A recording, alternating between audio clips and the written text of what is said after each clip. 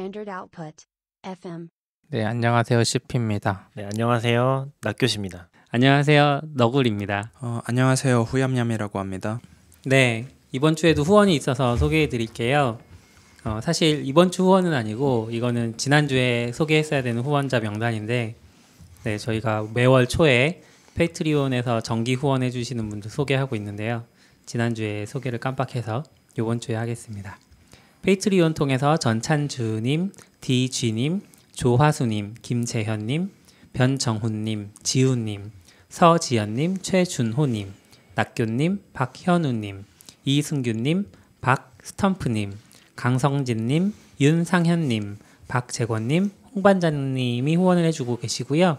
팟빵 통해서도 인사이트 출판사가 정기 후원을 해주고 계십니다. 감사합니다. 네, 감사합니다. 감사합니다. 진짜 많네요. 네. 아니 아직 많이 부족해요. 나는 아직 읽을 수 배고프다. 없을 정도로. I'm still hungry. 본인이 더 노력을 하셔야죠. 아까 방송 준비할 때 가만히 있으시면. 그러니까요. 지금 여기 세팅을 저랑 CP님이랑 그러니까. 다 했잖아요. 심지어 여기 사람들이 오해할 수 있어요. 얌얌님도 하셨는데 같이 그러니까. 했잖아요. 뭐 얌얌님도 사람들이 본인 오해했어요. 얼굴 셀프로 가리는데 그 와중에 OBS 못 제가 한다고. 녹음 누르고 그죠. 전에 왜 녹음 버튼을 못 누르셨는지 그걸 확실히 알았죠. 거의 저는 한 달 만에 온 것 같은데 많이 변했네요. 그쵸. 방송 시스템이 한 그쵸. 달 만에. 네. 지난주부터 변했습니다. 네, 지난주부터 이게 약간 하는데. 오해가 있을 수 있는데 저희가 이렇게 방송으로 나가는 걸로는 이 방에서만 좀 하고 있잖아요. 네. 원래는 저기 구석만한 그죠, 그죠. 지금 방이 전체가 안 나와서 지금은 독서실이라고 하는데 네, 지금은 꽤 큰데 사실은 그러니까 엄청 조그만 공간에서 네 예. 명이 딱 거기 들어가서 이제 이렇게 예, 뭔가 했잖아요. 네, 그쵸. 녹음을 해서 거의 좀- 부동 자세로. 네, 근데 지금 했었죠. 녹화 나가면서부터는 되게 넓은 데서 해서 저렇게 넓은 데서 하는구나라고 예. 해왔구나라고 오해할 수 있으니까 예. 별로 그래서 왜요? 가난한 컨셉이에요 우리? 아니에요. 그래서 혹시 궁금하신 분들을 위해서 제가 둘러본 바에 의하면 여기는 당근마켓의 뒷동산이라는 방입니다. 뒷동산이고 뒷동산에서 뒤에는 하고 야경이 있어요. 되게 멋있게 펼쳐지고 있는데 우리가 비치잖아요 지금. 예, 빛반사 때문에 안 돼요. 낮에는 아무튼- 이쁜데 저기 그 스타타워까지 다 보이면서 낮에 방송할 때는 저쪽을 배경으로 할 수 있는 그래봐야 그러겠네요. 될것 같아요. 네, 빛이 있어서 근데 역광이 되나? 도와줘야지 그것도 하지. 네, 알겠습니다.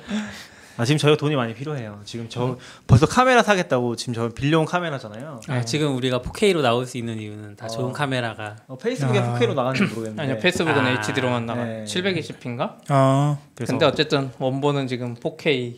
네. 얘기 나온 김에 저 카메라 소개 좀 해주세요. 카메라는 우선 소니의 미러리스 A6400이라는 모델이고 저게 이번에 나온 거예요? 작년 8월쯤? 아 8월인가 6월 네. 그때 나온 거고 사실 저거 바디는 한 80만 원 정도예요. 미러리스인데 4K 돼도. 근데 저 앞에 달려 있는 렌즈가 아마 꽤 비싼 걸로 알아요.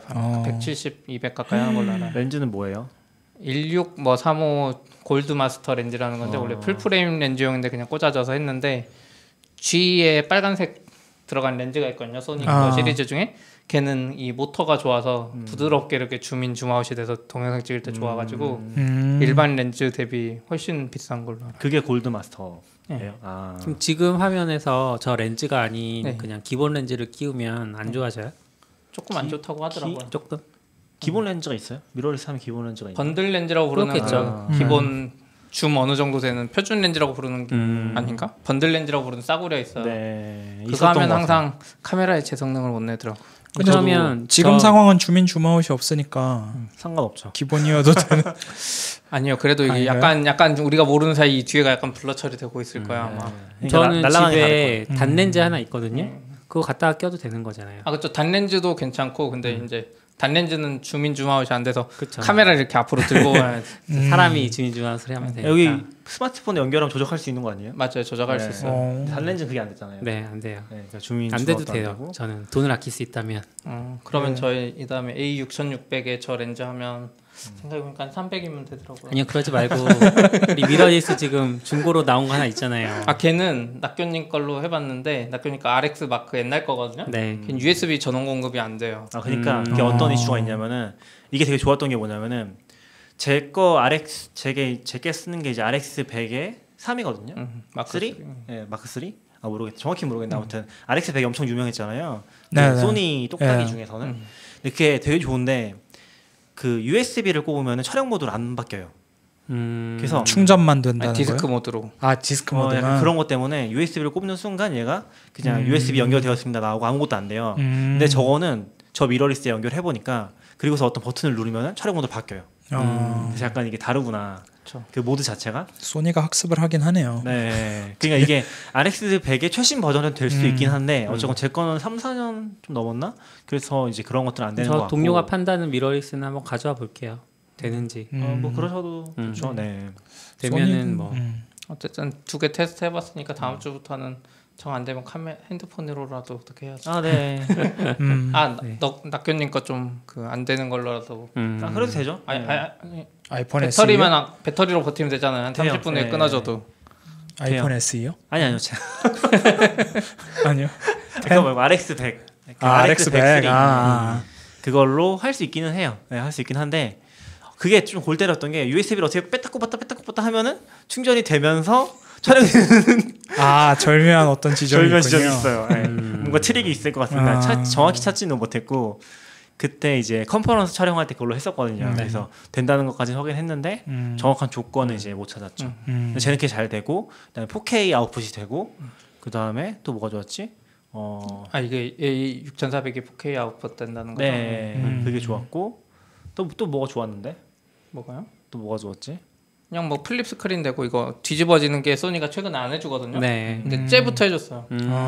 쟤가 작년 6월인가 나오고 그 다음 버전 6600도 되고 그래서 이제 소니의 A7 유명한 시리즈도 될 거다라는 소문이 있어요. 요즘에는 이거 안 되면 유튜버들이 안 사. 요즘에 그렇죠. 이 카메라 DSLR 그렇죠. 시장이 네. 전문가들이 아니라 유튜버가 그렇죠. 사는 시장이 돼가지고 사실 카메라나 이런 거 보면은 전문가들이 쓰는 것과 일반인이 쓰는 걸로 원래 좀 나눠져 있고 중간층이 좀 있다가 스마트폰이 이제 비전문가 쪽을 다 잠식해 버리니까 중간층마저 무너지고 그냥 완전 고급 라인만 남고. 그래서 저번 주에 저희가 얘기를 안 했던 것 같은데 캠코더를 빌려왔었거든요. 저번 주는 그때 얘기 안 했었죠. 캠코더를 뭘 빌렸었지? AX700 소니 거 그것도 비싼 거. 그것도 비싼 거라고 해서 빌려와서 지난주에는 캠코더 갖다 찍은 건데 그래서 캠코더를 살려고 되게 많이 알아봤어요. 네네. 그러니까 AX700이 제일 무난한 모델이고 근데 이제 CP랑 저랑 봤던 것 중에 새로 사고 싶었던 거는 네. 작년에 일본에서만 나온 모델이 있어요. 캠코더인데 네. 근데 AX45 그거 외에는 모델이 아예 안 나와요. 소니가. 그래서 그게 나왔는데 일본 거라서 진짜 골 때리는 거. 아까 잠깐 얘기 드렸는데 메뉴가 진짜 일본어밖에 안 된대. 그건 애초에 인터내셔널 팔 생각이 없어 걔네들.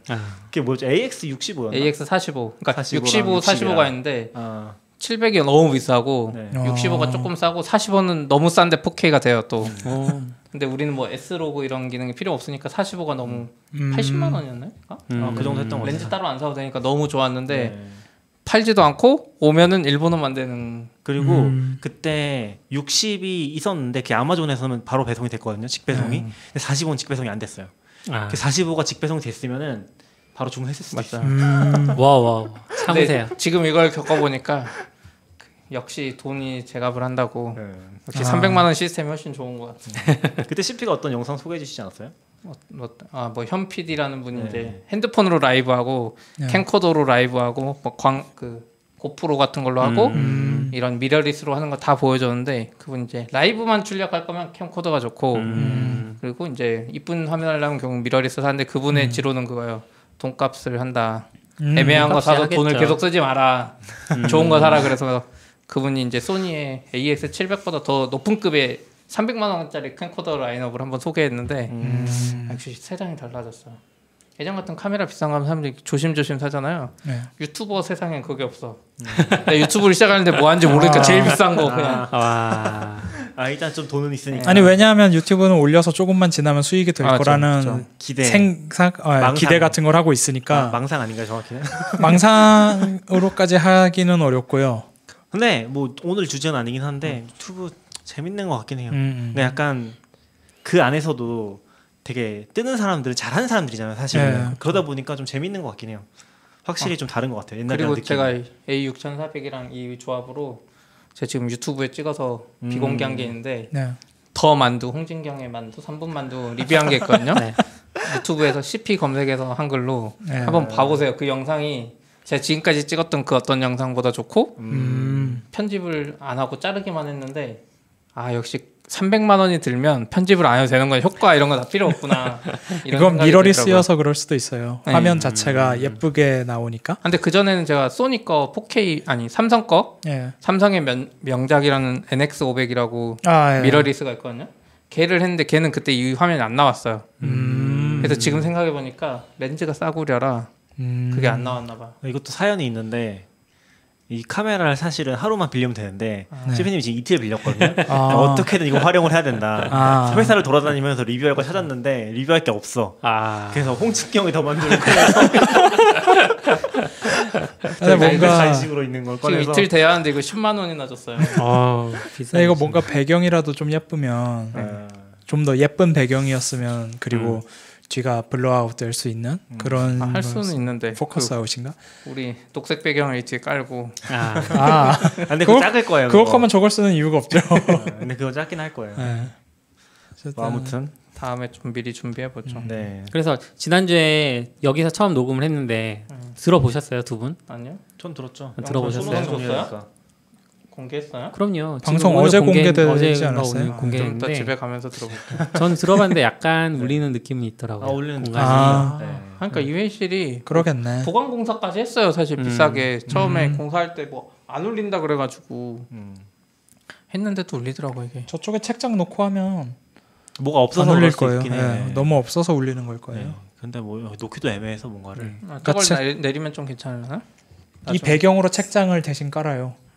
카메라에 잘 나오게. 네, 아무튼 들으시는 분들 약간 달라져도 이해를 해주시면. 너울님이 그 음성 효과를 어떻게 할 수 없어요? 네, 그런 건 안 돼요.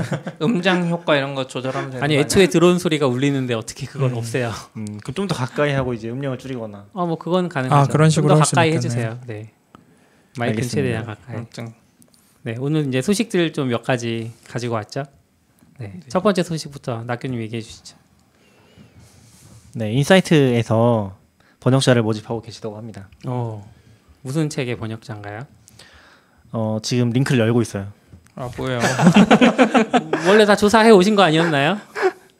지금 2권인 것 같은데 이게 페이스북에 올라왔거든요. 첫 번째 책은 BPF 퍼포먼스 툴스라는 책이고요. 이게 브랜든 그레그라는 분이 쓴 책인데 네. 저희가 사실 지금 이 책이 아니라 브랜든 그레그가 쓴 성능 최적화라는 책을 같이 보고 있거든요. 그건 번역서죠? 네, 번역서죠. 그거는 이제 같이 보고 있는데 아마 위키북스에 나왔을 거예요. 그거는. 근데 지금 이제 코로나 바이러스 때문에 저희가 오프라인 모임을 못 하고 있어서 계속 밀리고 있는데 참 다행이다라고 생각하면서 이제 그렇게 하고 있는데 아무튼 그 책을 번역하신 브랜든 그레그라는 분이 집필하신 네. 브랜든 그레그 분이 지금 새로 쓰신 책이에요. 그래서 이번에 나온 책인데 이게 약간 저도 이런 걸 써본 적이 없긴 하거든요. 그러니까 저희가 지금 보고 있는 시스템 최적화라는 것도 그 툴 이름이 뭐였죠? 디트레이스요. 디트레이스 같은 툴을 굉장히 헤비하게 쓰는 내용들이 포함되어 있거든요.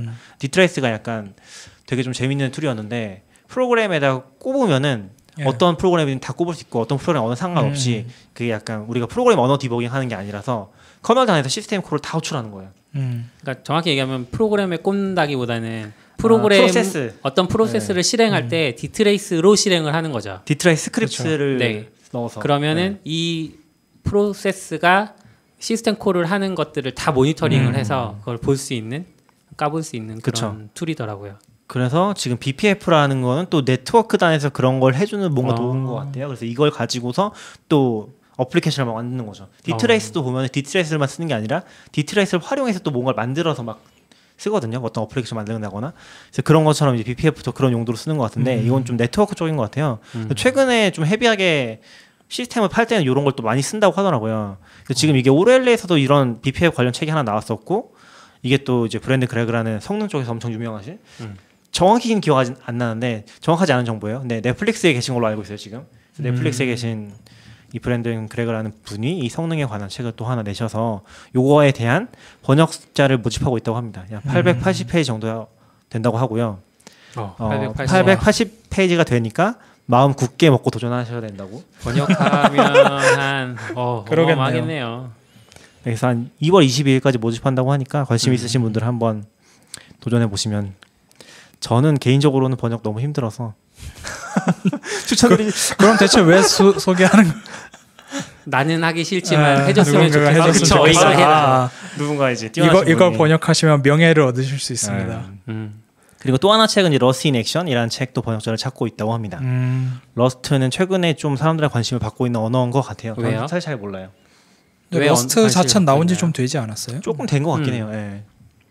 왜 갑자기 이제 와서 책이 이제 나오는 거죠. 이제 좀 책이 정식 이제 버전이 나오고. 나오고 책도 없었어요 지금까지? 지금까지 책이 러스트 책 거의 없었을 거예요. 한 권 있나? 네.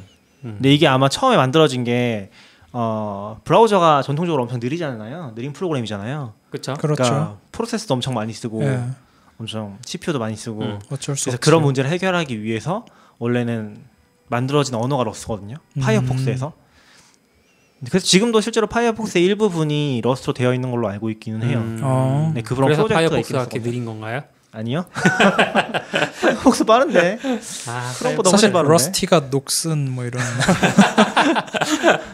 네. 그래서 아무튼 이제 이 책이 나와서 나온 게 아니라 이제 번역을 준비하고 있다고 합니다. 그렇군요. 러스트도 이제 다시 빛을 보는. 지원하려면 어떻게 해야 되는 거죠? 지원하려면 도서 출판 인사이트 페이스북에서 내용을 확인하시고 메일을 보내시면 될 것 같아요. 네네. 인사이트에서 돈 받아서 해주는 거 아니면 그냥 해주는 거요?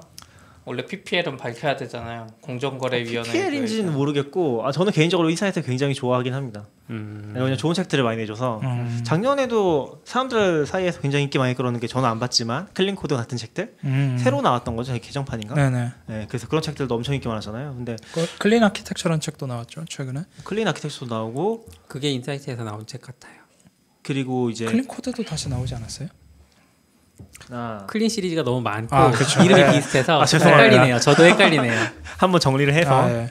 제가 요새 책을 많이 읽진 않아서 좀 괜찮은 책 보이면 인사이트겠거니 하는 좀 그런 게 있긴 있어요. 이미지가 있죠. 네. 그래서 이 책들도 사실 안 팔릴 것 같은데. BPF 이거 안 팔릴 그러니까 명예를 얻는다니까요. 이걸 번역하면. 많이 홍보해주면 되죠. 그렇죠. 제가 못 읽을 것 같아서 나와도. 우리 지난번에 왜 이지스 퍼블리싱에서 후원해 주셔서 네. 그 책 한번 소개한 적 있잖아요. 네. 근데 출판사 쪽에서도 되게 좋았다고. 진짜요? 그 내용을 뭔가 소개를 하고 싶어도 출판사에 계신 분들은 AI 전문가라고 하기는 힘드니까 이제 내용 깊이 소화를 해서 소개글을 쓰긴 조금 어려우신데 네. 이제 그런 얘기를 직접 번역자가 나와서 속에 있는 이야기들을 해주니까 너무 좋았다 이런 피드백을 좀 받았거든요. 그래서 그럼 이걸 번역하는 분은 여기 나오실 수 있다 이런. 당연히 환영하죠. 환영하죠. 오시면 환영하는 그쵸. 거고. 근데 못 오신다고 해도 낙교님이 읽고 또 이렇게 상세하게 소개해 주실 것 같아요. 못 읽을 것 같아요. 스터디도 하시는데. 그러니까 스터디도 너무 힘들어. 스터디 이미 힘든 거에 조금만 더 하면 돼요. 네. 뭐 사람 뽑는다는 얘기가 나온 김에 ODK 미디어에서 계속 사람을 뽑고 있습니다.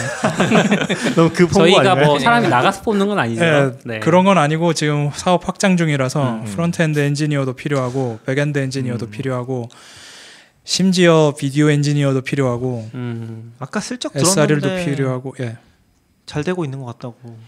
뭐 근데 그건 네. 제가 접근할 수 있는 정보가 아니라서 그냥 그렇다고 하시니까 그렇구나. 근데 모르겠다 나는 그냥 그러고 가는 거죠. 뭐 사람을 많이 뽑는다는 것 자체가 이제 할 일이 많다는 거니까. 그렇죠. 할 일이 많고 되고 있어서. 그러니까 지금처럼 지금 인원으로 쭉 나가면 이 사업 확장 속도를 유지할 수 없겠다라는 생각이 드니까 더 공격적으로 사람을 뽑고 있어서 관심 있으신 분들은 ODK 미디어에도 번역가도 제출해 주시고 함께 해주세요. 번역가요?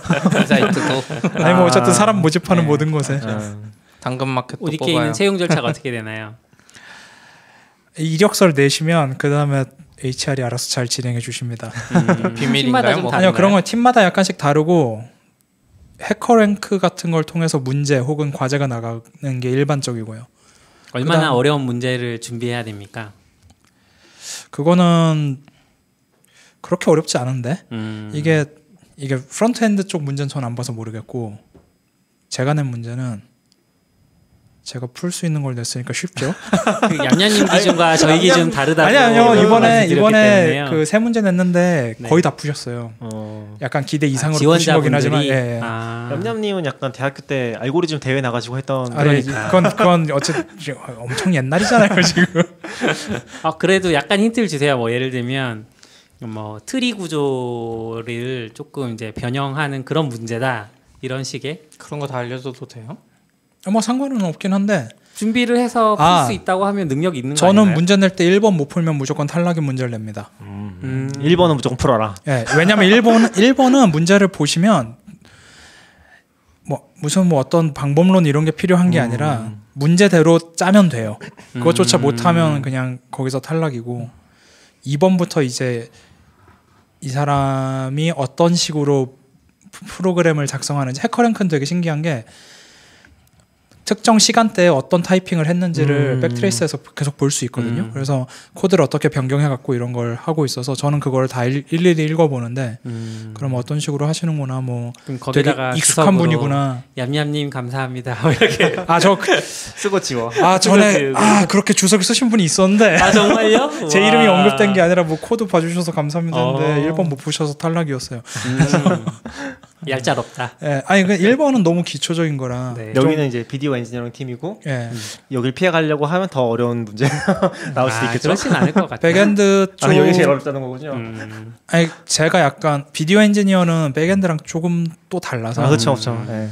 그래서 오히려 이런 쪽 문제가 훨씬 중요하다고 저는 생각하기 때문에 그런 식으로 간 거고요. 다른 팀은 다른 팀마다의 방법이 다 있을 거예요. 프론트는 약간 과제성 예, 문제를 프론트는 과제였고 데이터 분석가도 뽑는 것 같았는데. 그렇죠. 예. 그 캐리어 전방위적으로 다 뽑아요 지금. 캐리어 예. 쪽 링크를 한번 주세요. 제가 몇 번 링크했던 것 같긴 한데 네네. 좀 정확한 페이지가 있으면 주시면 제형 이제. 페이지 말하는 네. 거죠? 네. 알겠습니다. 예, 커리어 알겠습니다. 페이지. 커리어? 아까 네. 뭐라 그랬는데요? 캐리어. 테레벨 메이트 뭐 이런 거 보내드리면 되나요? 아메리칸 투어. 네. 네, 어쨌든 그런 뭔가 이런 걸로 되게 오래 얘기했네요. 네, 그리고 3월에 유튜브가 익스플로러 지원을 중단한다는 소식입니다. 잘한다. 유튜브가 이제 지금까지도 사실 익스플로러를 쓰는 분들이 우리가 보는 UI랑 좀 다른 UI를 보고 계셨나 봐요. 그렇죠. 안 되는 거 지금 화면이 많으니까. 꺼졌어요. 저건 뭐지? HID 기기가 연결해줘야 되었대요. 소리가 없나? 네, CP님이 봐주시고 네. 저희는 계속 얘기하시죠. 그래서 이 익스플로러 쓰시는 분들이 조금 다른 UI를 보고 계셨는데 네. 이번에 소리는 계속 이제 나가는군요. 유튜브가 아예 익스플로러 그 지원을 중단하겠다. 3월부터 그러니까 지금까지 어떻게 보면 단계적으로 이제 지원을 점점 축소해 온 거죠. 네네. 그래서 계속 공지는 하고 있었던 것 같고 중단을 한다고 하는데 이게 이제 좀 흥미로우면서도 기대되는 부분은 유튜브가 사실 요즘 거의 모든 사람이 필수적으로 들어가는 어떤 서비스가 그렇죠. 되었잖아요. 거의 모든 사람들이 거기서 많은 정보들을 습득하고 있는데 이게 예전에 스마트폰 처음 네네. 그 아이폰 나왔을 아이폰 때. 나왔을 예. 때 그때 아이폰이 굉장히 이렇게 어떻게 보면 스마트폰의 사실상의 표준 네. 그런 느낌을 주면서 네. 사람들이 아이폰으로 다 이제 사용을 하기 시작했는데 아이폰을 사용하면서 그러다가 중간에 스티브 잡스가 나와서 플래시 지원을 중단하겠다. 예. 정확히 얘기하면 아이폰에서 플래시를 중단한 게 아니라 아이폰에 들어간 사파리에서 플래시를 중단하겠다라고 했고 그러면서 플래시가 급격하게 기울었거든요. 그러면서 웹에서도 이제 플래시 거의 안 쓰잖아요. 비슷하게 유튜브를 거의 모든 사람이 콘텐츠 소비하는 용도로 사용하고 있으니 앞으로 이제 콘텐츠를 사용하려면 익스플로러 안 쓰게 되는 그래서 익스플로러 사용률이 지금도 많이 낮긴 하지만 더 줄어들지 않을까.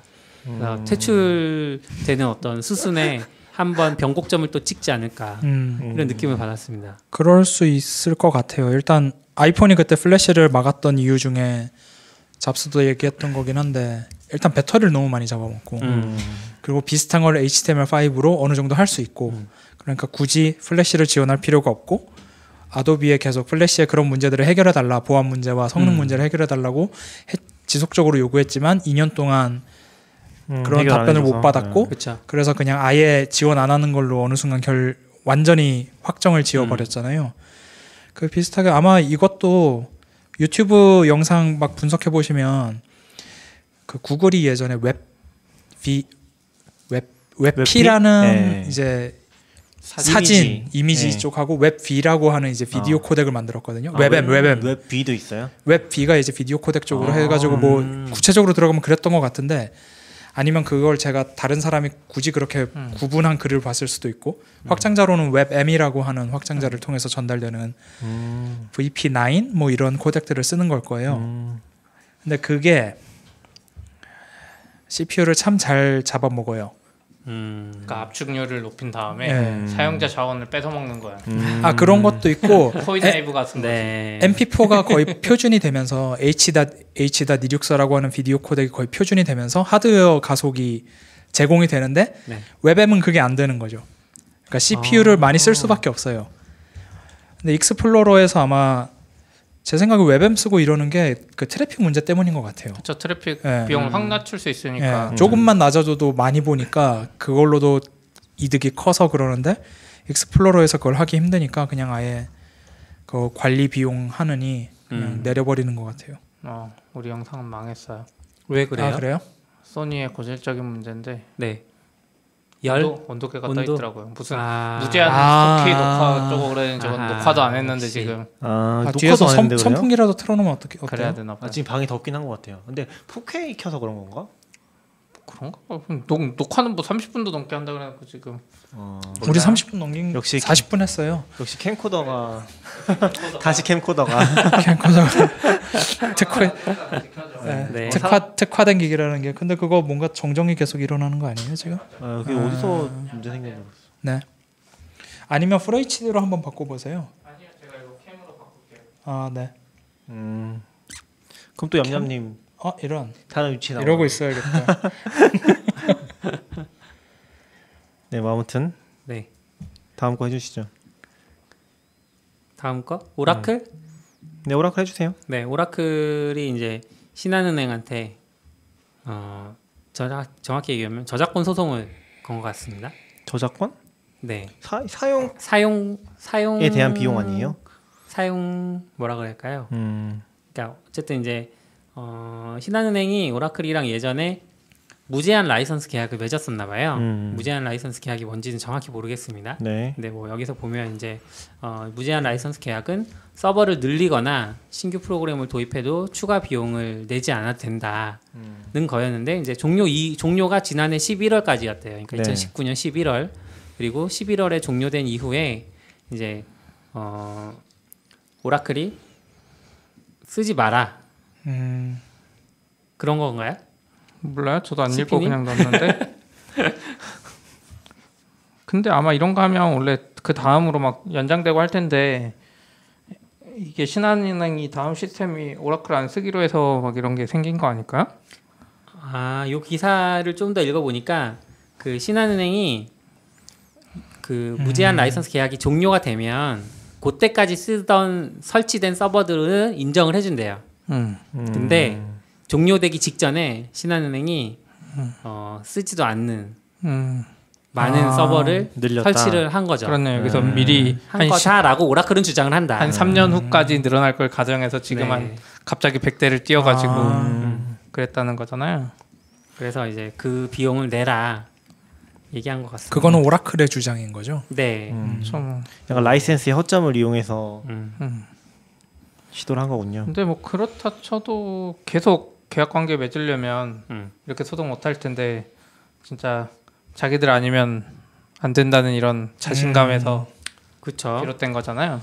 그리고 이미 계약이 끝났으니까 그런 거 아니에요? 이제 근데 어쨌든 계속 오라클을 쓸 거면 또 계약할 수밖에 없잖아요. 오라클 자체가 아무리 라이센스를 그렇죠. 했다 그래도 아무래도. 뭐 유지 보수도 있고 뭐 이번에 뭐 은행에서 클라우드 서버 써도 괜찮다는 얘기 나오지 않았어요? 클라우드 서버는 클라우드 이미 쪽을 좀 될 제한적으로 거예요. 아니요 안 돼요. 허용해 주는 되나요? 거 막 샌드박스로 해주려고 음. 토스 쪽도 그래서 토스의 그 투자자로 들어간 회사 중에 클라우드 벤더 뭐죠? 그 베스핀 글로벌인가 아마 들어가 있을 거예요. 그러니까 은행 쪽에서 좀 써도 되게 좀씩 풀어주려고 하고 있어요 클라우드를.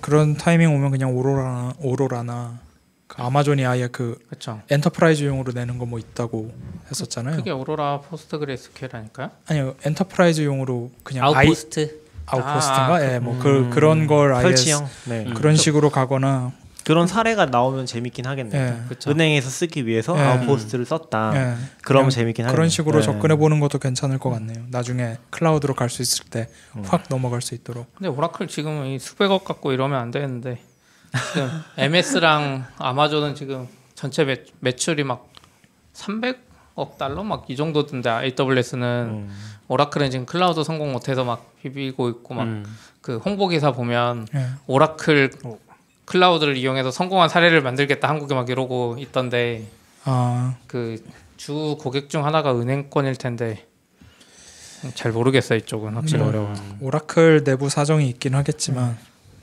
어쨌든 좀 특이한 근데 그거네요. 오라클에서 다른 DB로 넘어가면 제 생각에는 포스트그레스QL이 좀 맞거든요. 그나마 네. 성능 문제는 몰라도 네. 기능 자체가 워낙 제공되는 게 거의 오래되고 지원을 많이 해줘서 네. 그리고 마이스QL은 죽었다가 다시 뜰 때 약간 정합성 깨져도 뜨는 걸로 알거든요. 약 어느 정도는. 근데 포스트그레스QL은 그게 워낙 빡빡해가지고 죽었는데 뭔가 데이터 정합성 깨져 있으면 안 뜨거든요. 막 오.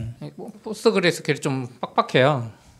그래서 오히려 포스트그레스QL로 넘어갈 수 있지 않을까. 한국은 저변이 없지만 일본은 옛날부터 좀 있었고 그리고 이제 사례가 아마존이 있잖아요.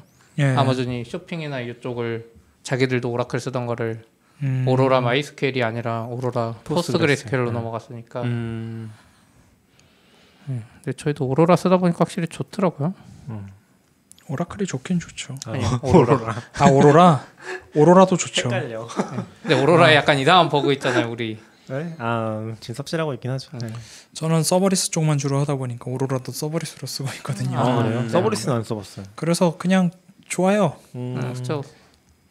근데 기본도 오로라 적게 저희인데 인쿼리 쓸 때 네네. 그게 파라미터 엄청 많이 들어가니까 DB 죽여버려요 계속. 오로라 DB가 죽어요? 네, 오로라 DB 그 쿼리 날라가면 오로라 DB 죽어버려요. 쿼리를 잘못 짰네. 그래서 다행히 리드 쪽만 계속 죽어서 막 쿼리 개선하고 있긴 한데. 그러니까 이게 오해를 할 수 있는데 죽는다는 게 CPU가 올라가서 먹통 상태 되는 게 아니라 그냥 진짜 죽어요 프로세스가. 그 쿼리가 나가는 순간 그냥 네. 프로세스를 서버가 죽여가지고 마이스QL이 그냥 다운되고 다시. 마이스QL 말고 포스트그레스. 포스트그레스. 퍼스트그레스가 세그멘테이션 폴트가 나든 네, 맞아요. 어떤 네. 형태로든 동작을 못 하니까 죽은 거잖아요. 네. 쿼리를 고치셔야겠는데 지금 서비스는 해야 되니까 이거 어쩔 수 없지. 맞아요. 통계 쪽 쿼리라 다행히. 네, 다행히 다른 방법으로 지금 빼고 있긴 한데 전에 또 한번 얘기했던 것 같긴 해요. CP 안 나왔을 때 그때 그 옮기는 얘기하면서 그런 얘기 좀 했었던 것 같아요. 아무튼 우리 준비한 게 없어서 뭐 할 얘기가 없네. 그럼 그만할까요? 이거 뭐예요? 남편교회 1만 가구 누가 그러게, 나오죠? 이거 뭐예요? What is 제가 this? 전 요즘 CP님이. 부동산 유튜브를 해야 되겠다고 하면서 이제 뭐 판교 분들이 많으니까 그 판교 아래쪽에 판교에 사실 그러니까 분당은 원래 신도시라서 녹지지구가 정해져 있고 살 수 있는 게 사실 정해져 있어요. 아, 네. 그래서 인구 밀도가 낮은 상태로 계속 유지되거든요. 서울하고 다르게. 근데 이제 워낙 주택값이 뛰고 문제가 생기다 보니까 그 녹지로 있던 상태를 지금 계속 정부에서 택지지구로 해서 막 엄청나게 막 개발하고 있어요. 분당에서. 해서 좀 밀도가 높아져서 사람들이 반대하기도 하는데 판교 아래쪽에 대장지구라는 게 꽤 크게 생기거든요. 그쪽이 이제 이미 분양해가지고 짓고 있는데 그 바로 아래쪽에 또 저수지가 있어요. 산에. 그러니까 거기서는 그 터널 하나만 뚫을 예정인데 터널을 뚫고 들어가면 바로 판교 쪽으로 들어가거든요. 그래서 거기에 또 낙생지구라는 걸 만든다고 계획이 있다고 합니다. 그래서 해봤어요. 끝일까요? 혹시 나중에 이쪽 생각하고 계신 분은 열심히 이렇게 모았다가 판교가 더 그거야죠. 커질 것 같다라는 그런 예, 그러니까 분당 판교가 저는 이제 가끔 개발자들이 다 분당이나 용인 살았으면 좋겠다고 하는 것 중에 하나가 네.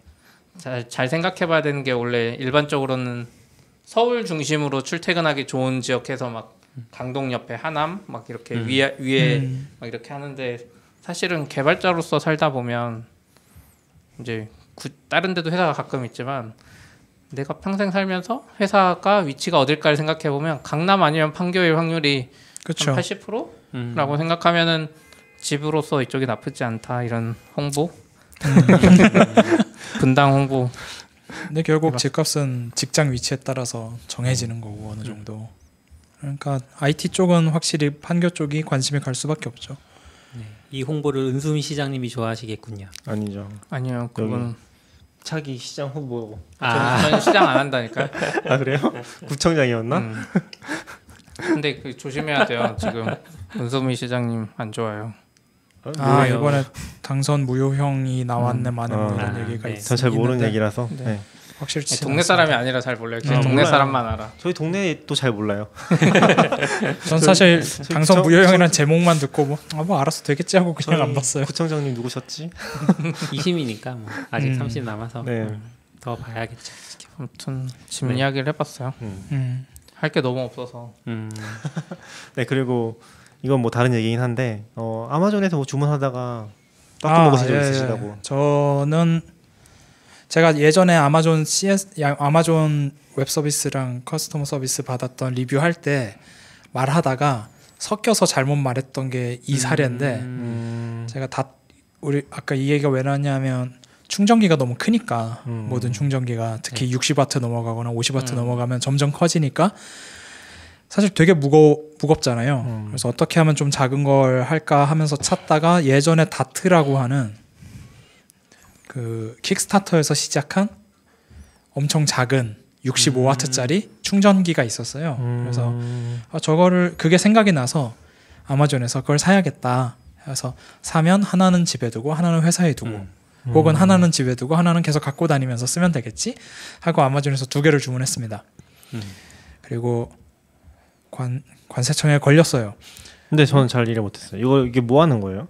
그냥 파워 플러그요. 65W짜리 굉장히 그러니까 이제 작은. 약간 맥북에는 해당 안 되는 이야기인데 일반적으로 노트북 어댑터들 끝에 단자가 다 제각각이잖아요. 근데 지금 이 다트에서 USB-C 아웃도 있어요. 네. 네. 그러니까 지금 보신 거는 모든 노트북과 호환되는 케이블로 갈아 낄 수 있는 모델을 보신 거고 그거 말고 USB-C로 아웃되는 게 있거든요. 그럼 걔를 쓰면 이제 65W까지 되는 걸로 어댑터 노트북을 사이즈를 보니까 그 아이패드에 사는 29W 충전기 정도 사이즈인데 65W가 나오는 거에는 파워가 더 세요. 작으면서. 그래서 립스틱 2개 붙여놓은 크기 뭐 이 정도라고 생각하시면 대충 될 만한 거를 2개를 샀는데 관세청에서 잡았어요. 그리고 연락이 왔어요. 1인당 동일 모델을 2개 이상 사면 안 된다. 이것도 전자제품으로 분류가 돼서 그런가 보네요. 예, 그래서 그럼 하나만 반송하면 되냐 그랬더니 그럼 된다고. 어떻게 하면 되냐 그래서 뭐 아마존에 연락하면 아마 해줄 거다. 그래서 아마존 커스터머 서비스에다가 계속 말을 걸었어요. 근데 그 아마존 AWS 말고 그 아마존은 아마존.com. 예, 거기는 계속 그 담당자가 바뀌어요. 한 번 할 때마다 CS 하시는 CS 하는 분이 계속 바뀌는데 다행스러운 건 그동안 대화했던 히스토리는 남아 있어서 항상 첫 마디가 캐치업을 좀 하겠다. 이걸로 시작하는 CS를 받았고 한 3주 동안 쭉 받았는데 약간 느낌은 그 CS 하시는 그 인력을 람다처럼 쓰고 있는 거군요. 예, 그래서 어떨 때는 어쩔 때는 인도 분이 오시고 아마 전 세계 곳곳에 계신 것 같아요. 해주시는 분들이. 그래서 한 3주쯤 지나니까 나중에 자기들도 해결이 안 되겠나 봐요. 그래가지고. 한 개만 반품할 수 있는 방법을 못 찾는 거죠? 예, 그러니까 그 한국 국세청인가? 어쨌든 거기 그쪽에다가 연락을 해서 하나만 가져가면 된다. 그랬더니 뭐 알았다. 자기들이 방법을 알아보겠다 막 하고 으쌰으쌰 하다가 30초 되니까 도저히 방법이 없었겠는지 아직 못 받은 거 확실하지? 그래서 아직 못 받았어. 그러니까 그럼 전체 환불해줄게 하고 그냥 쿨하게 모든 걸 다 리셋했는데 그리고 나서 다트를 하나를 다시 살까 하다가 3개씩 사시면 안 됩니다. 이럴 것 같아서 결국에는 못 받으신 거죠? 네, 못 받았어요. 그래서 저는 이걸 이제 쓸 기회가 없어졌습니다. 아이고. 하나씩 3번 사면 되잖아요. 그게 그러니까 제가 지금 하나를 더 샀을 때 3개 사면 안 된다라는 걱정을 하는 이유는 내 히스토리를 그래도 한 5년은 갖고 있을 것 같아서. 근데 저도 이게 그럴 것 같아. 아이폰 계속 사도. 아니요, 예를 들어서 아이폰 10을 2개 사는 건 안 돼요.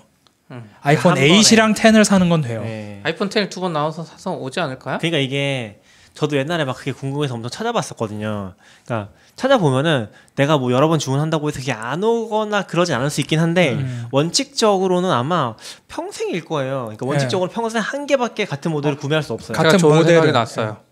여기 보니까 색깔이 여러 개 되는데 색깔을 바꾸면 다른 모델로 이렇게 해서 아니, 그러진 않을 거예요. 제품명이 정확히 바뀔 거 아니에요. 그 정도는 관세청이 사람이 일일이 보진 않고 뭔가 시스템 그러니까 돌리겠죠. 같은 모델이라는 게 아이폰 10이라고 하면 아이폰 10에도 메모리가 다 다르고 색이 다 그러니까 다른데 그게 그냥 텍스트로 그걸 바뀌어서 어디까지 할 거냐. 그 정도까지는 아닌 것 같아요. 그래서 약간 대표 카테고리 모델명이라는 네, 게 모든 맞아요. 상품에 다 네. 있거든요. 그런 부가적인 옵션을 네. 무시한 그거 가지고 하는 걸로 알고 있어요. 저는. 그래서 굳이 하려면은 날짜를 다르게 해서 배송을 받거나 아까 CP님 얘기한 것처럼 아니면 이제 다른 가족의 이름 빌린다거나 그런 식으로 하는데 이게 사실 되게 조금 원칙적으로 보면은 까다로운 문제긴 해요. 원칙적으로 보면은 전파 인증이 안 된 장비가 들어오는 거라서 이게 다른 장비에 영향을 주거나 그럴 수 있는 가능성이 있다는 거거든요. 그래서 그런 식으로 따지면 지금 5천만 개는 들어올 수 있다는 거잖아요, 대한민국. 네, 맞아요. 아 그렇죠. 그렇긴 하죠. 개인이 산다면 뭐 그렇긴 한데 근데 뭐 틀린 얘기는 아니고 왜냐면 저희도 지금 뭐지 밉스 같은 것도 고생하고 있어서 그게 뭐예요? 그러니까 그게 약간 와이파이를 공인되지 않은 와이파이 장비를 끊어버리는 건데 공인되지 않으니 아니죠. 아 공인되지 않은이라는 거는 그 회사 기준으로 내 마음에 안 드는 네. 거구나. 끊어버리는 건데 그게 다른 회사 것도 끊어버릴 수가 있어요. 예를 들면 이게 은행 같은 데 많이 쓴다고 하거든요. 그럼 옆에 있는 회사가 간섭 받을 수 있는 거예요. 근데 그러면 이게 법적 분쟁이 되고 심지어 전파 관리소에서 이거를 관리를 해서 이 분쟁을 뭐 풀어주거나 하는 것들이 있나 봐요. 네네. 그런 걸 봤을 때는 이걸 보면서 아 전파 인증이라는 게 굉장히 중요하구나라는 걸 새삼 아니죠. 느껴서 저는 전파 인증 아무 필요 없구나. 저런 장비도 인증해 주는데. 그러니까 2.4기가와 5.2기가인가요? 네. 5.0기가의 그 공개된 주파수를 저렇게 방해하는 장비도 인증해 주는데. 아 그렇죠. 그래서 공개된 그 주파수를 방해하면 사실 그건 엄청 큰 죄라고 하더라고요.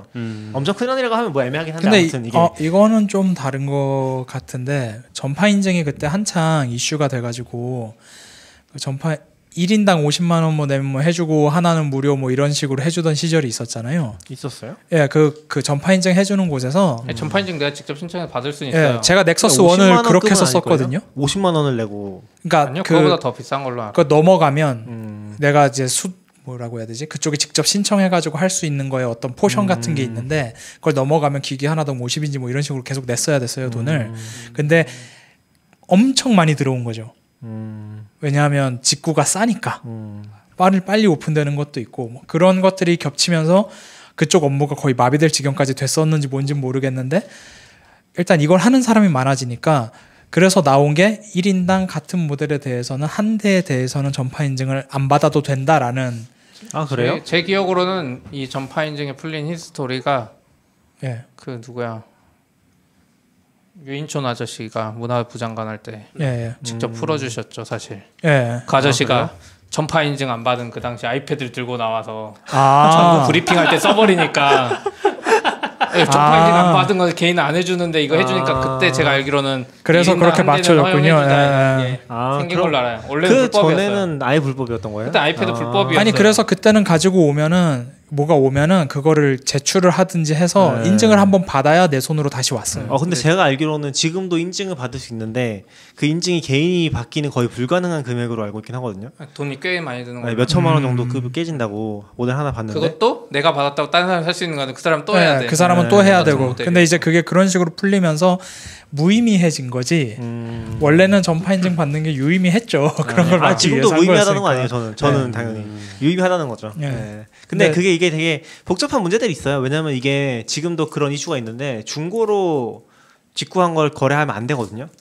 아 그래요? 안 돼요. 그 해외에서 직구한 거를 네. 내 개인 목적으로 들여와서 맞아요. 그래서 한 대 이상 그렇게 해서 구매할 수 가지고 없고 온 거는 다시 중고 거래는 불가능하다. 그래서 중고나라 보고 또 그것만 신고하는 사람들이 있어요. 맞아요. 그거 보면서 해외 모델이면은 또 신고하고 그러니까 정부 입장에서는 또 공무원 입장에서 신고 받았는데 안 할 수도 없고. 그렇죠. 원래는 이거 귀찮게 안 하는데. 약간 저도 들었는데 그거 신고 당한 사람들이 또 한다고 하더라고요. 자기 벌금 다시 회수해야 되니까. 그게 아니 파파라치 자기가 받는 건 아니 파파라치는 그런 거 아니고 그거 없을 거예요. 억울하니까. 네. 억울하니까. 네. 그 돈 주고 하는 건 없을 건데 이제 그런데 계속 이제 신고가 근데 일어난다고. 지금 얘기하시는 건 전파 인증이잖아요. 예. 전파 관련된 건데 아까 그 충전기 예. 이거는 전파 인증을 받아야 돼요. 전자 제품이면 다. 전자 제품이면 저 다 하더라고요. 아까처럼 전자파가 발생하잖아요. 맥북 얼마 충전기만 전에 꽂아도. 킥스타터에서 네. 키크론 K2라는 키보드를 샀는데 예. 살 때 2개 샀거든요. 예. 안 걸린 거 아니에요? 지금 관세청에 신고하면은 여러분 참아주세요. 왜 스스로 얘기하시죠? 아니 샀는데 잘 들어와서 하나는 근데 그래서 잘 쉐어를 했거든요. 그게 약간 여러 가지 얘기가 있는데 사실 케바케긴 해요. 왜냐면은 거기서 전수 조달하는 게 아니거든요.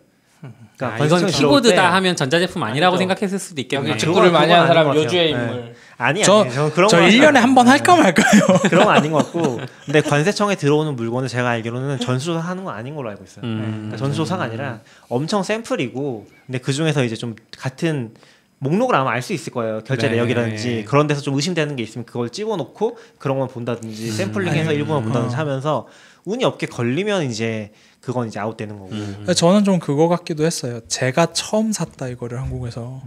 그러니까 약간 흔치 않아서 이거 뭐지? 이거는 우리가 카테고리를 만들어야겠는데 하고 뜯은 거죠. 그럴 수도 있죠. 그러니까 키보드 2개 그럼 뭐 키보드니까 이러고 그냥 갈 수 있는데 이거 다트인데 뭐 이래? 뭐 이러면서 맞아. 심지어 전자제품 다트? 전자제품 전자다트가 뭐야? 이러면서 근데 다 뜯어보지 못할 거예요. 예, 뜯지는 하는데, 않았고 오히려 저한테 전화해서 물어봤어요. 뭐 이런 제품을 2개 사셨는데 뭐냐? 그래서 충전기다. 그랬더니 막 그러니까 이제 이것도 전파 인증 뭐 이런 문제 때문에 2개는 충전기랑 안 하지 말고 된다고. 던지는 다트라고. 그분 솔직히 했을 텐데 그분들한테 굳이 거짓말을 할 필요는 없잖아요. 근데 그건 안 돼요? 뭐요? 하나는 관세청에 가지고 하나만 나한테 주라. 반품 안 하고. 저 정보를 상대로 협상을 해본 적이 없어요. 전 그냥 세금 내세요 그럼 네 이러고 냈지. 그렇죠. 아니 하나만 반품하면 하나 준다길래 하나 반품은 안 된다 그러니까 하나는 그냥 관세청에 저 가지고. 그 생각은 못했네요. 정부도 협상 대상이 될 수 있는데 그렇게는 안 해봤어요. 실제로 저거는 다 폐기를 하는 걸로 알고 있어요. 네, 막 태우고 막 아까워라. 없애버리고. 저거는 아마 공매도 안 될 거라서. 그러겠네요. 그러니까 만약에 이렇게 걸리지 않고, 그러니까 전자 뭐죠? 방금 얘기했던 그 전파 인증이 필요 없는 제품들인데 뭐 예를 들어서 관세청에 걸렸다. 뭐 그런 경우 뭐가 있을까요? 예를 들면 관세를 물지 않아서 관세청이 보관하고 있는 물품들이라거나. 마약? 아니요, 그런 거 말고, 그러니까 비싼 걸 샀는데 마약은 관세 때문에 압수한 게 아닌 것 같아요. 명품을 사서 들어오다가 명품이 있죠. 이제 연락이 오잖아요. 그러면은 뭐 관세를 얼마 내셔야 돼요. 근데 관세를 안 내면 그건 관세청이 갖고 있는 물건인데 그런 물품들은 사실 공매를 하거든요. 나중에 네, 그런 것만 이제 열심히 쫓아다니는 분들도 계실 정도로 많은 물품이 공매되나 봐요. 근데 이제 지금 같은 경우는 전파 인증이 필요하니까 그래서 못하는 경우인 것 같고. 자세한 건 잘 몰라요. 네, 알겠습니다. 근데 관심 있을 때 막 엄청 찾아보다가 또 다 까먹고 항상 그런 것 같아요. 이게 그래서 다음에 또 주문하려고 하면 생각이 안 나. 그래서 또 처음부터 다 이제 2개 할 수 있었는데 막 찾아보고 까먹고 샀는데 또 와. 그렇죠. 그럴 수 있죠. 저 같은 사람은 까먹고 2개 시키고 또 막혀요. 저는 이제 기억나는 게 아마존 반품 기억나는 게 최근에 이제 전 보스 700 샀었거든요. 네. 보스 NCH 700. 그래서 여기서 얘기했었을 거예요. 얘기했었나 그때도? 몰라요. 그때 그 이후에 어떻게 됐어요? 자랑하신 건 들었는데. 자랑? 그 NCH 700을 자랑하는 게 아니라 그게 처음에 이제 주문을 해서 아마존에서 보냈는데 분실이 됐어요. 그러니까 배대지로 받아야 되는데 배대지로 물건이 안 온 거예요. 그래서 이제 아마존이랑 이제 한 번 정도 얘기를 하니까 거기서 그러면은 뭐 우리가 잃어버린 것 같다. 다시 쿨하게 보내주겠다 해서 받았죠. 2개를요? 아니요. 하나가 오기를 더 기대했지만 오지 않더라고요. 해피엔딩은 아니었네. 아쉽네. 되게 쿨하게 그렇게 해주더라고요. 그러니까 문제가 있고 그쪽에서 확인되는 문제면은 그냥 그쪽에서 이거는 뭐 이쪽에서 분실이 된 것 같으니까 그냥 바로 보내주겠다고 해서 처리해주더라고요. 그래서 그건 되게 좋았던 경험이긴 했어요. 그런 건 괜찮은 것 같아요. 그런 게 약간 미국의 시스템인 것 같아요. 그거 하나 도둑놈 찾느니 물건 하나 보내주는 게 더 싸죠. 저 예전에 알리바바에서 뭐 한번 그때 한창 알리바바 붐일 때 사실 거기서 사면 뭐가 다르지 해서 USB 충전기를 2개를 샀어요. 그때도. 그러다가 하나를 취소했어요. 2개가 왔죠. 굳이 2개를 근데 2개가 오더라고요.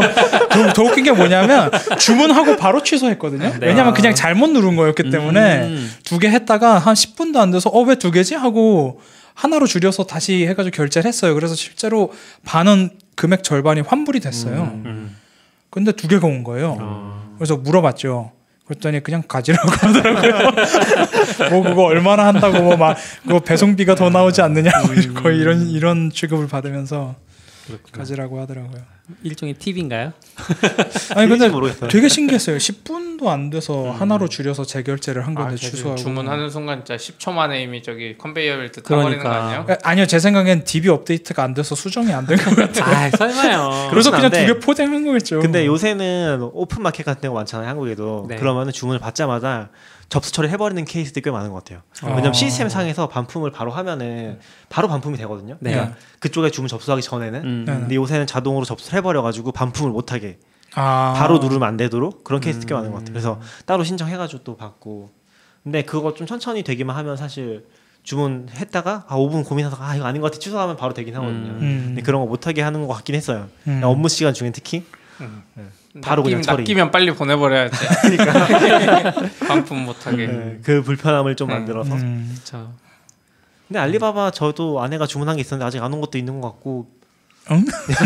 아니 알리바바 언제 주문했느냐 주문했느냐. 걸리잖아요. 엄청 오래 전에 주문했는데 이제 사라진 것 같은. 근데 얼마 안 돼서 또 되게 애매해서 처리 못한 것도 있고. 되게 묘한 것 같아요. 뭐가요? 뭐가요? 뭐가 알리바바가 위험하다고요? 알리바바 묘하다고요. 묘하다고. 좀 사용하기 위험한 게 아니라 좋은지 안 좋은지 잘 모르겠다. 사실 알리바바 40인의 도둑들. 나쁜 애들은 40인의 그러게요. 도둑이고. 알리바바 착한 건가?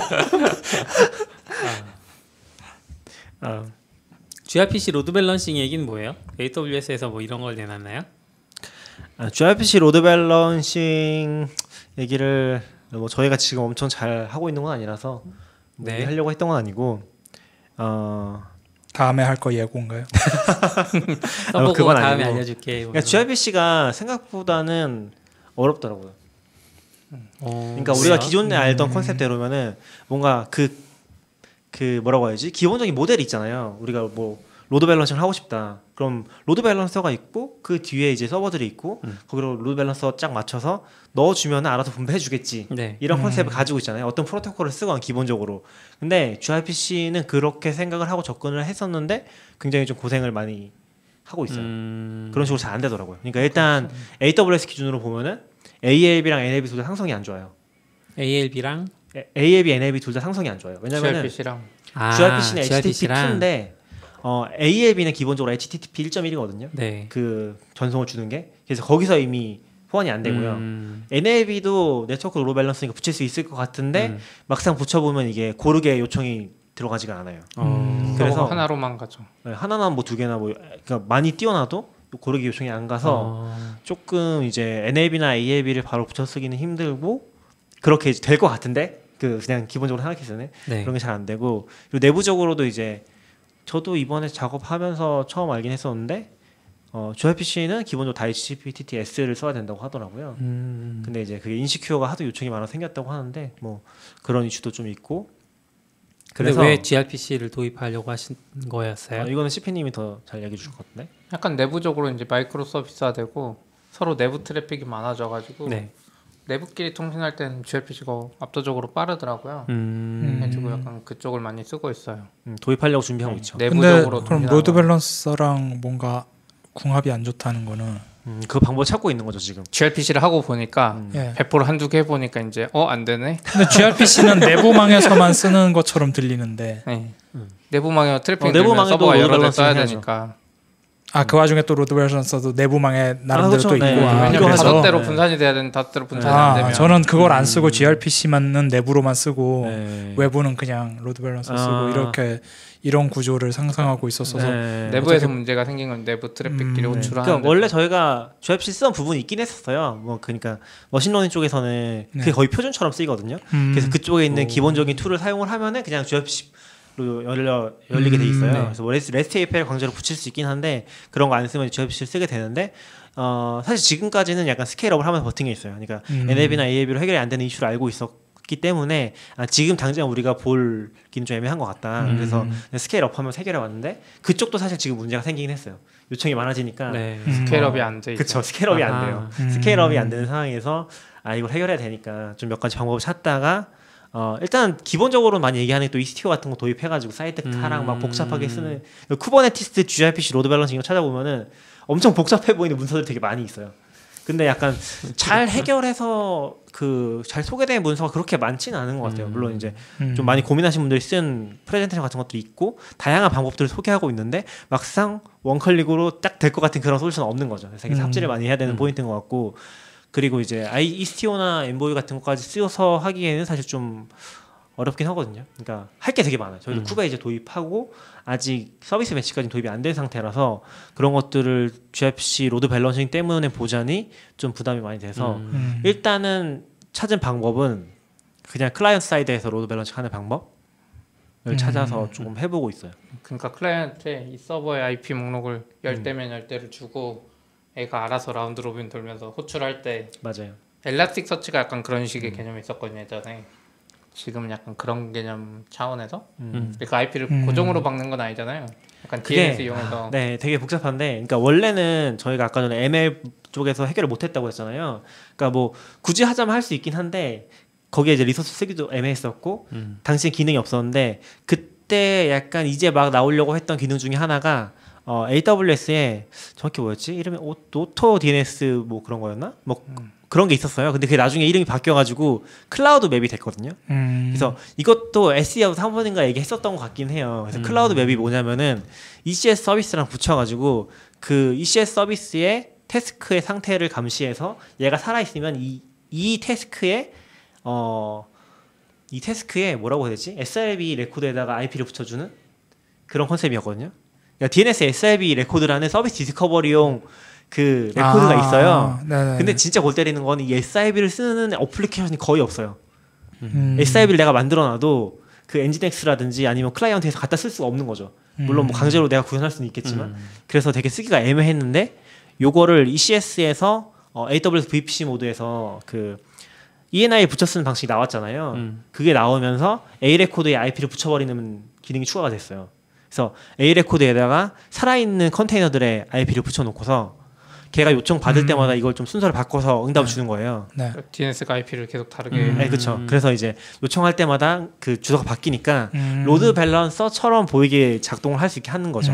실제 로드 밸런싱을 해주는 건 아니에요. 그래서 이게 분산된다는 걸 보장하는거나 그런 컨셉은 아닌데 어쨌건 요걸 받아서 요 DNS 주소를 클라이언트 가지고 있으면은 IP가 여러 개 나오니까 걔로 라운드 로빈을 할 수 있잖아요. 근데 문제는 이게 서비스 디스커버리니까 뒷단에서 그 살아있는 태스크가 바뀔 때마다 주소가 바뀔 거 아니에요. 그래서 얘가 몇 초마다 한 번씩 얘네 또 찔러줘. 그렇게 해서 이제 가져서 와서 살아있는 애들 가지고서 커넥션을 로드 밸런싱 하는 거예요. 그런 식의 로직이 들어가야 되는데 그게 또 언어마다 좀 달라서 그 gRPC 클라이언트 구현이 되는 게 있고 안 되는 게 있다고 하더라고요. 어렵네요. 네. 어려워. 정신이 쉬운 없죠. 건 없다. gRPC 쓰기 의외로 어렵고. 생각보다 그러네. 그런 약간 그러니까 저희는 AWS 쓰니까 그쪽에 나와 있는 것들을 의존을 많이 해서 좀 쉽게 가려고 많이 생각을 하거든요. 근데 이제 그런 포인트들이 페인 포인트들이 생기니까 이게 생각보다 쉽진 않더라고요. gRPC 좀 하다하게 도입한 회사들이 있지 않았나요? 꽤 많죠. 네, 그 회사들은 이런 스케일링 문제나 네트워크 문제를 어떻게 그런 식으로 했을까요? 해결하고 있는 거겠죠 지금 나온 솔루션들. 아까 이스티어 컨트롤러 받아서 하거나 뭐. 근데 저희도 그걸 또 리서치 해보고 있는데 약간 프로덕션 도입하기 좀 무섭다고 하시고. 서버가 다 한 대씩이면은 아무 이슈 없는 거고 트래픽이 많이 없으면. 그러니까 프로덕션이 저희가 이미 트래픽이 끄다 보니까 그렇게 바꿔서 트래픽을 받았을 때 정상적으로 동작할지에 대한 확신도 없고 트러블 슈팅에 대한 경험도 많이 없으니까 좀 두려운 부분이 있는 거죠. 그래서 차라리 그럼 급하면 그냥 클라이언트 사이드에서 로드 밸런스 잘 되면은 일단 이걸로 해보고서 천천히 이제 큰 트래픽 받는 애들 옮기자. 이 정도로 이제 정리를 해서 진행해보는 거죠. gRPC 하자 그러고 쿱에 막 띄우고 있는데 이쪽 서비스를 막 떠버리니까 적용하고 있는데 막 안 뜨는 거예요. 적용하고 있는데 gRPC 막 안 붙어 막 하면서 막 두 개 동시에 하고 있는 거예요. 서비스는 막 띄우려 그러고 이쪽에는 막 지금 안 되니까 어떻게 막 방법을 찾아야 되고. 저희도 막 동시다발적으로 개발이 일어나고 있으니까 이쪽에서는 또 gRPC로 다 개발이 끝났다고 하고 이쪽에는 또 그걸 쓰겠다고 하고 근데 쿠베는 아직 안 되어져 있고 어떤 것도 ECS로 돌고 있고 어렵다. 그래서 ML 쪽은 일단 그걸 써서 클라우드 맵을 써서 그 DNS에 일단 넣어봤고요. 그래서 그쪽에서 테스트 해보면 바로는 잘 되는 것 같다고 기존에 이제 NLB 썼을 땐 잘 안 됐는데 일단 그렇게 해서 프로덕션 들어가 보면 좀 더 확인할 수 있을 것 같고 그리고 이제 그게 EKS에서도 되긴 하거든요. 클라우드 맵이 그 쿠버네티스 자체에도 이제 그런 대충 서비스 디스커버리라는 기능이 있고 있겠죠. 네, 클라우드 맵도 쓸 수도 있어요. 그래서 그런 거 잘 조합해서 일단은 좀 써보려고 생각하고 있어요. 근데 어디까지 잘 될지 모르겠고 또 이것도 한계가 있어서 빨리 이스티오 가져고 할 수도 있고. 근데 이스티오도 생각만큼 쉽진 않은 것 같더라고요. 그러니까 이게 뭔가 이스티오 자체가 사이드카로 들어가는 프록시잖아요. 근데 걔 자체가 하는 일이 많다 보니까 걔 메모리가 막 1가씩 올라간다고도 하고 그런 거를 미리 좀 알아야 되는데 프로덕션 환경에서 쉽지 않은 거죠, 테스트하기가. 그런 고민들 사실 뭐 그거 해주시는 분이 있긴 한데 다음에 한번 또 네, 섭외해 주시죠. 지금 섭외 꽉 차 있잖아요, 거의. 그렇기는 그렇죠. 해요. 우리가 섭외가 매주 이렇게 꽉 차다니. 연휴 때 좀 일정을 널널하게 해주세요. 연휴? 연휴? 아니 따뜻할 때 날씨 따뜻할 때. 따뜻할 때 지치니까. 그래요. 네. 또 전해주실 소식 있나요? 오늘은 다 소식만으로 끝나네요. 네. 이거 너굴님이 쓰신 거 아니에요? 라이트 세일이요? 네. 이거 낙규님 알려주셔서 써놓기는 했는데 라이트 세일의 인스턴스를 EC2로 이사하는 기능이 생겼대요. 생긴 거 맞아요. 네, 생긴 거 맞아요. 꽤 되지 않았어요? 맞아요, 꽤 된 얘기입니다. 네. 찾다 보니까 있어가지고 신기해서 제가 얘기했던 건데. 네. 어떻게 옮기는 거예요? AMI로 구워서? 맞아요. 스냅샷 같은 걸로 떠가지고 그거를 EC2에다 임포트 시켜서 다시 띄우는 것 같더라고요. 네. 이거 요청한 사람이 의외로 있었나? 그러니까 뭐 라이트 세일은 기본적으로 스케일링 같은 걸 고려하지 않은 거니까. 근데 그 라이트 셀도 로드 밸런서 붙일 수 있고요. 맞아요. 여러 개 띄울 수 정말요? 있고. 근데 보면 리전당 10개인가까지밖에 못 띄울 거예요. 그렇진 않고 저희가 좀 헤비하게 써봐서 아는데 30몇 개? 저희가 아니요 20대까지 띄울 수 있어요. 20대예요? 그러니까 기본이 20대고 요청을 하면 풀어주긴 해요. 그래서 한 계정에 리전당이었던 것 같아요. 리전당 20대. 리전당 20대. 리전을 바꾸면 또 여러 대 띄울 수 있고. 근데 필요하면은 더 요청해서 더 띄울 수 있기는 해요. 근데 라이트 세일이 이제 뭐 디지털 오전 되게 많이 좋아졌잖아요. 그것처럼 많이 편하긴 해서. 라이트 세일이 좋은 건 사실 트래픽 무료 리스테란가? 그거죠. 그것도 그 그런데 포인트 때문에 싼 그게 거잖아요. 진짜 어마어마하죠. 그것도 그런데 사실 EC2를 좀 보고 있으면은 EC2가 진짜 복잡해졌구나 하는 생각이 들어요. 그렇긴 한데 EC2를 보면은 약간 인스턴스 타입 고르는 것부터 물론 이제 우리는 M5 아니까 대충 고르는데 그거 딱 고르려고 보면은 이게 수백 개가 있으니까 그렇죠. 거기서부터 선택 장애가 오고 EC2가 복잡하기는 하죠. 네, 그리고 실제 필요 없다고 하긴 하는데 제대로 쓰려면 또 VPC랑 서버넷 다 이해하고 있어야 되고 그렇죠. 왜냐면 보통 선택 안 하고서 하면 디폴트로 그냥 되는 거잖아요. 근데 뒤에선 다 있는 개념이라서 IAM도 또 이해해야 되고 EBS도 요즘엔 또 장난 아니에요. EC2 인스턴스 그 어드민에서 딱 띄우려 그러면 그 다음 페이지에 뭐 리퀘스트 스팟, 리저브드 인스턴스 뭐 밑에 근데 원래 옛날부터 그게 맞아, 있었는데 옛날부터 복잡했어요 사실. 원래 다 있었는데 이제 우리가 EC2라는 거 익숙해지면서 그런 게 보이기 시작한 것 같아요. 옵션이 그쵸. 계속 생겨 뭐 T2, T3 언리미티드 또 생기고 잘 모르면은 그 네트워크 선택하는 거 있는데 이거 뭐야 그냥 넘어가면 되나 넘어가니까. 전 사실 T 시리즈 언리미티드가 제일 이해가 안 가요 아직까지도. 왜요? 그거 필요해요. 그러니까 무슨 개념인지는 알겠는데 그냥 뭐가 다른 거지? 아니 저 장애를 안 만날 수 있다. 그런 걸로. 저희도 예전에 웹서버선가 저희 장애 많이 RGB인가 뭔가에 하나 T 시리즈 썼다가 트래픽이 없을 때 잘 되다가 네. 크레딧 소모된 걸 체크 못 해가지고 갑자기 그러니까- 죽어버린 거.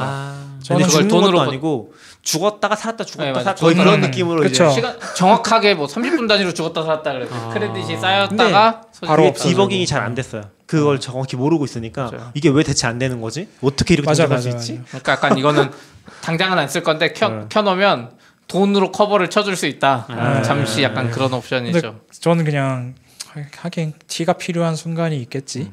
저는 T 쓰면서 그런 비슷한 오류를 몇 번 만나고 난 이후부터 T를 안 쓰거든요. 그러니까요. 그래서 얼리미티가 나온 거죠. 네, 거기다가 되게 웃긴 게 T가 리밋에 걸리면 20%는 보장한다 뭐 이런 게 있었는데 그것도 아닌 것 같아.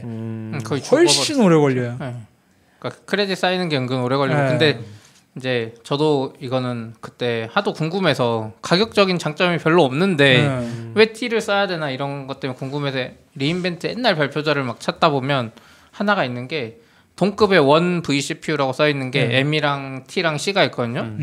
T가 원 CPU 성능이 제일 좋아요. 네. 맞아요. 그러니까 순간적인 CPU 성능이 C 타입보다도 세서 진짜 잠깐 그 버스트. 크레딧 관리만 잘하면 버스트 관점에서는 약간 더 유리한 게 있긴 하죠. 아무튼 되게 복잡해요. 그래서 그 인스턴스 타입을 알고 제대로 쓰는 것도 그냥 모르니까 M5 쓰는 거지. 지금은 진짜 별게 다 있거든요. 지금 뭐 그러니까 쉬운 거는 A 붙은 건 AMD까지는 알겠는데 뒤에 뒤에 M5A 예. 그리고 어제 띄우려고 하니까 뭐 M5AD? 그건 또 뭐였지? 그 데이터베이스 쪽 그런 거 아니야. 아니, 데이터베이스 그건 아니에요. 또 데이터베이스 딴 SSD 거구나. 붙은 거는 무슨 N이 맞아, 뭐 들어가고 스토리지 관련된 것도 있어요. 스토리지가 관련된 거. NVM이 들어간 거는 M5N이 들어가고 막 장난 아니에요. 그리고 잘 모르면은 전혀 쓸 일 없는 인프 같은 것도 있고 네. 엄청 거대한 무슨 몇백 vCPU 이런 거 붙어 있는 것도 있고. AD는 그 AMD EPYC CPU 기반이라고 하네요. 이게 뭐예요? 나이트로 시스템? AMD를 잘 몰라서 근데 네. 저 요즘에 약간 그 생각 들었는데 그 회사 안에 개발자분이 AMD 주식 잘 나갈 것 같다 그래서 그래서 AMD가 잘 나가겠구나 하면서 이제 회사에 어떤 이유로 윈도우를 잠깐 띄워야 되는데 막 고르려고 보니까 AMD로 띄워볼까 하면서 AMD를 한번 골라봤어요.